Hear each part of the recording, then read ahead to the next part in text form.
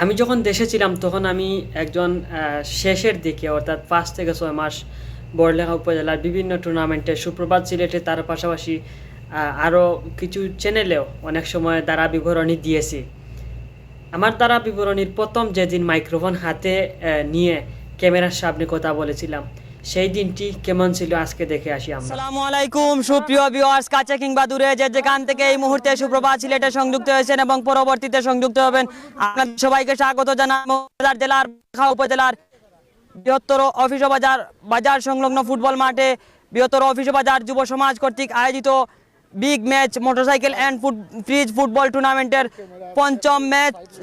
পঞ্চম ম্যাচ আজকে অল্প কিছুক্ষণের মধ্যেই শুরু হবে। আহমেদ জালাল ফুটবল একাডেমি তাদের প্রতিপক্ষ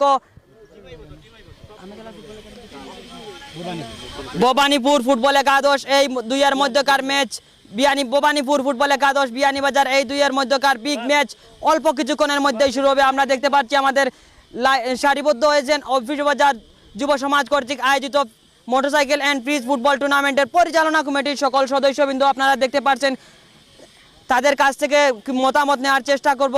দেখলেনি তো, আসলে প্রথম যেই দিন মাইক্রোফোন হাতে নিয়ে সুপ্রভাত সিলেটে ক্যামেরার সামনে কথা বলেছিলাম তখন আমার বুকটি থরথর করে কেঁপেছিল, কেননা এত মানুষ দেখছে আমাকে আর আমি কথা বলছি, আমি নিজেকে বিশ্বাস করতে পারতেছি না। অনেক নার্ভাস কাজ করছিল, তারপরও সেই নার্ভাসনেসটাকে ওভারকাম করে নিজের সর্বোচ্চটুকু দিয়ে নিজের চেষ্টা করেছি, নিজের সেরাটুকু দিয়ে দ্বারা বিবরণী দেওয়ার বা দ্বারা বিবরণী দিতে চেষ্টা করেছি।